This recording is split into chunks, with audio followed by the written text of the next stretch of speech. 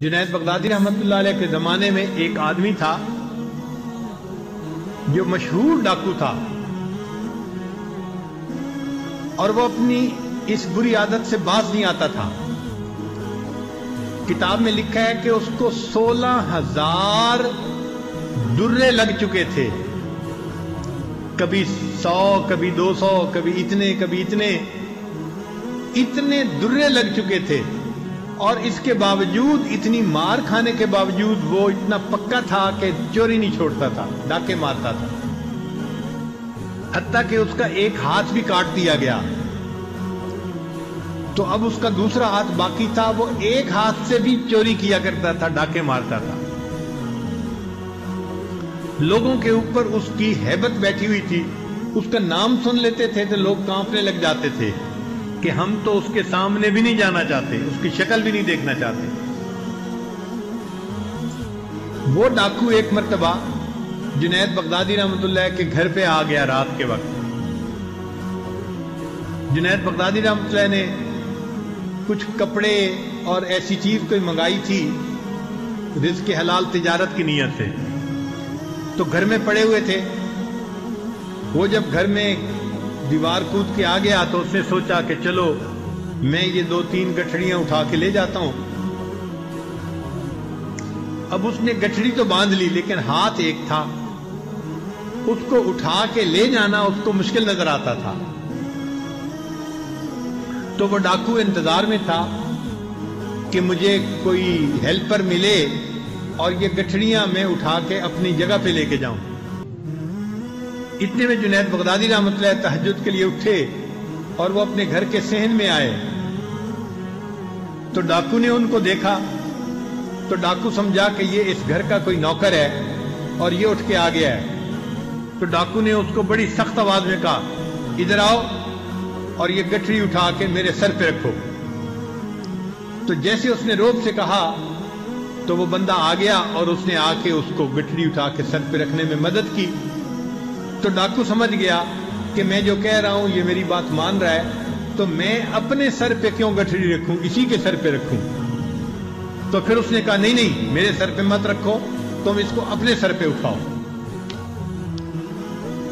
تو جنید بغدادی اس کے لیے بھی تیار، اس نے اپنے ایک ہاتھ سے مدد کی اور گٹھڑی اٹھا کے جنید بغدادی کے سر پہ رکھ دی، اور اس کو کہنے لگا کہ جلدی چلو، اسے تم نے میرے گھر تک پہنچانا ہے، اور فجر کا وقت ہونے میں کم وقت ہے، لہذا جلدی چلو، اگر تم نے دیر کی چلنے میں تو میں پیچھے سے تمہیں ڈنڈا لگاؤں گا۔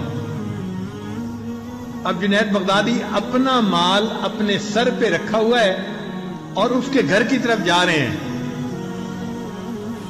اب وہ تو روزانہ چوری کرتا تھا، اس لیے وہ تو صحت مند تھا اور توانا تھا، اور جنید بغدادی رحمت اللہ علیہ تو کمزور تھے، سانس چڑھ گیا، تھک گئے، پیچھے سے وہ ڈنڈے مار رہا ہے اور جنید بغدادی رحمت اللہ اس کا سامان لے کے چل رہے ہیں، حتیٰ کہ اس کے گھر وہ گٹھڑی پہنچا دی۔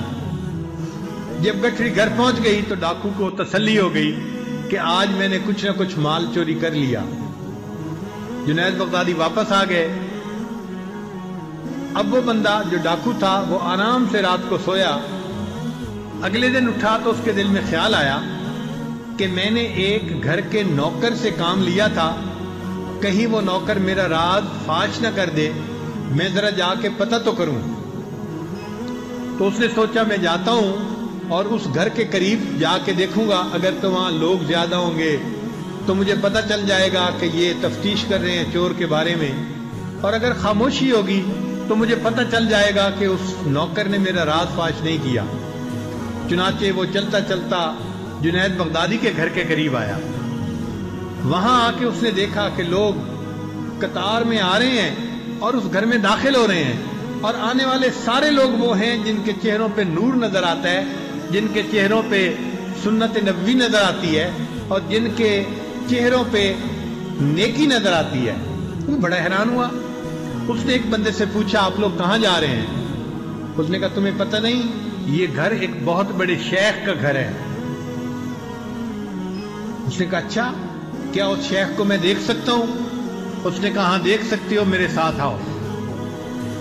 چنانچہ وہ ڈاکو اپنا ایک ہاتھ اس نے چھپا لیا کپڑے کے اندر کہ لوگوں کو پتہ نہ چل جائے کہ میرا ایک ہاتھ کٹا ہوا ہے اور میں وہ ڈاکو ہوں۔ اور وہ اس کے ساتھ چلتا چلتا اس گھر میں جب پہنچا تو اس نے کیا دیکھا کہ رات کو جس کو غلام سمجھ کے اس نے گٹری اٹھوائی تھی وہی بندہ مسند ارشاد پہ بیٹھا ہوا ہے، اور وہ وقت کے بہت بڑے شیخ جنید بغدادی رحمت اللہ علیہ۔ اب ان کے چہرے پہ جو نظر پڑی نا تو دل کی دنیا بدل گئی۔ چنانچہ اس نے حضرت کی مجلس میں توبہ کی، پھر حضرت سے بیعت ہوا۔ کتابوں لکھا ہے کہ پھر اس کو حضرت جنید بغدادی رحمۃ اللہ نے خلافت عطا فرمائی، اور وہ اپنے وقت کا ہاتھ کٹا اتنا بڑا شیخ بن کے زندگی گزارتا رہا۔ جو ڈاکو تھا، چور تھا، اللہ والوں